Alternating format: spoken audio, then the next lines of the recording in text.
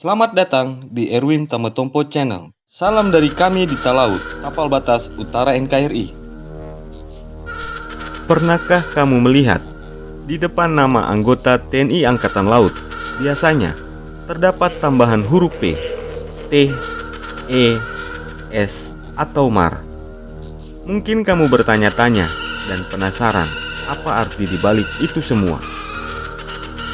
Seluruh tambahan kata tersebut menandakan kecabangan TNI Angkatan Laut yang dimiliki setiap anggotanya. Untuk mendapatkan kecabangan tertentu, ada kualifikasi khusus yang harus dipenuhi bagi semua prajurit. Namun, sebelumnya, seorang prajurit TNI Angkatan Laut harus memiliki kualifikasi umum sebagai perwira pejuang Sapta Marga dengan memiliki kemampuan teknik dasar profesi ketentaraan matra laut. Selain itu, seorang prajurit TNI Angkatan Laut harus juga memiliki potensi ilmu pengetahuan pertahanan negara agar mampu mengembangkan karirnya selama pengabdiannya. Lalu, apa saja kecabangan dan kualifikasi khusus yang harus dimiliki oleh seorang prajurit TNI Angkatan Laut? Ikutilah tayangan ini sampai selesai.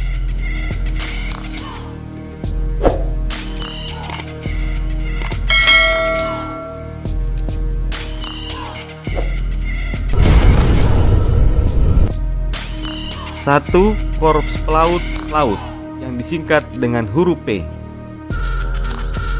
Seperti dikutip dari laman situs Akademi Angkatan Laut, untuk bergabung dalam kecabangan Korps Pelaut Laut atau yang disingkat dengan huruf P, seorang prajurit TNI Angkatan Laut harus memiliki 4 kualifikasi khusus.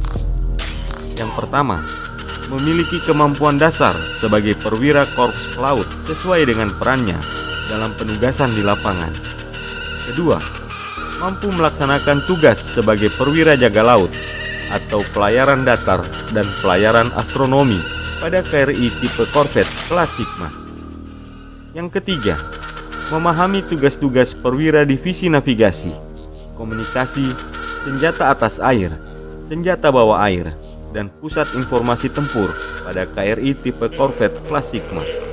Dan kualifikasi khusus yang keempat, seorang prajurit TNI Angkatan Laut harus memiliki potensi kemampuan ilmu pertahanan bidang nautika, teknik kesenjataan aspek laut, teknik manajemen, kepemimpinan, hukum, dan komunikasi sosial untuk pengembangan karir sebagai kader pemimpin. 2. Korps Teknik Laut atau yang disingkat dengan huruf T. Seorang prajurit TNI Angkatan Laut dalam kecabangan Korps Teknik Laut harus memiliki 5 kualifikasi khusus. Yang pertama, memiliki kemampuan dasar perwira sesuai dengan perannya di bidang penugasan Korps Teknik. Yang kedua, mempunyai kemampuan dasar profesi perwira Korps Teknik sebagai pendukung administrasi logistik. Yang ketiga, mampu melaksanakan tugas profesi Korps di lapangan sebagai asisten kepala divisi mesin pada KRI tipe korvet kelas Sigma. Yang keempat, mampu melaksanakan tugas profesi korps di lapangan sebagai pelaksana perbaikan dan penyelamatan kapal. Dan yang kelima, memiliki potensi kemampuan ilmu pertahanan bidang teknik mesin kapal perang untuk pengembangan karir sebagai kader pemimpin. 3. Korps Elektronika Laut atau yang disingkat dengan huruf E. Korps Elektronika Laut hanya memiliki 3 kualifikasi khusus. Yang pertama, memiliki kemampuan dasar perwira Korps Elektronika sesuai bidang penugasannya dalam korps dan mendukung administrasi, logistik, dan personel. Kedua, mampu melaksanakan tugas profesi korps di lapangan sebagai asisten perwira divisi elektronika kesenjataan atau sebagai asisten perwira divisi elektronika, navigasi, dan komunikasi di KRI tipe korvet kelas Sigma dan perencanaan sistem pemeliharaan terencana. Sedangkan kualifikasi yang ketiga, seorang prajurit TNI Angkatan Laut dari Korps Elektronika harus memiliki potensi kemampuan ilmu pertahanan bidang senjata dan elektronika untuk mengembangkan karir sebagai kader pemimpin. keempat, Korps Suplai Laut atau yang disingkat dengan huruf S. Korps Suplai Laut memiliki 6 kualifikasi khusus yang harus dipenuhi oleh prajurit TNI Angkatan Laut. Yang pertama, memiliki kemampuan dasar perwira Korps Suplai sesuai bidang penugasan Korps Suplai. Yang kedua, mampu melaksanakan pengurusan dan administrasi keuangan serta membuat pertanggungjawabannya. Yang ketiga, mampu melaksanakan pengurusan dan administrasi bekal material serta bekal personil sesuai prosedur pembekalan di kapal dan di darat. Yang keempat, mampu melaksanakan kegiatan administrasi umum, yakni surat menyurat dan administrasi perkantoran sesuai standar yang berlaku di lingkungan TNI. Yang kelima, memahami dan dapat melaksanakan tugas sebagai asisten kepala Departemen Logistik di KRI tipe korvet kelas Sigma. Sedangkan yang keenam, seorang prajurit TNI Angkatan Laut harus memiliki bekal ilmu pertahanan, bidang pembekalan sistem senjata untuk pengembangan karir sebagai kader pemimpin. Kelima, Korps Marinir yang disingkat dengan MAR. Untuk bergabung dalam Korps Marinir, seorang prajurit TNI Angkatan Laut harus memenuhi 6 kualifikasi khusus. Yang pertama, mampu melaksanakan tugas sebagai komandan peleton infanteri. Kedua, memiliki kemampuan menembak, kualifikasi senapan laras panjang dan pistol. Yang ketiga, memiliki kemampuan sebagai pasukan dengan kualifikasi terjun para dasar dan dasar komando. Keempat, mengetahui tugas lapangan komandan kompi.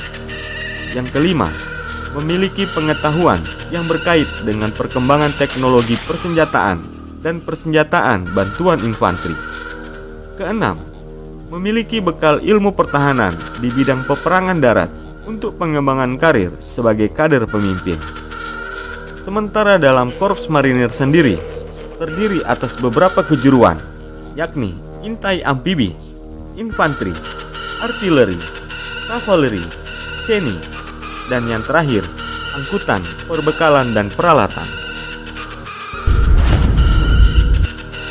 Keenam, Korps Kesehatan Laut atau yang disingkat dengan huruf K. Kejuruan dalam Korps Kesehatan Laut terdiri atas kecabangan rawat umum, farmasi, asisten paramedis, penunjang kesehatan, asisten perawat kesehatan, asisten dokter gigi, perawat kesehatan gigi, dan asisten tenaga kefarmasian. Ketujuh, Korps Khusus Laut atau yang disingkat dengan KH. Korps Khusus merupakan servis spesial korps yang mayoritas berasal dari sarjana berbagai disiplin ilmu pendidikan lulusan perguruan tinggi yang direkrut menjadi anggota TNI melalui pendidikan pertama perwira karir. Korps Khusus sendiri terdiri atas kejuruan jasmani, musik, dan pengolahan data komputer.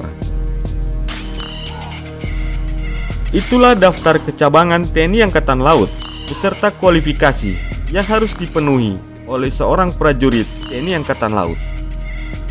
Semoga tayangan ini bermanfaat dan dapat menambah wawasanmu ya guys. Sampai jumpa dan terima kasih.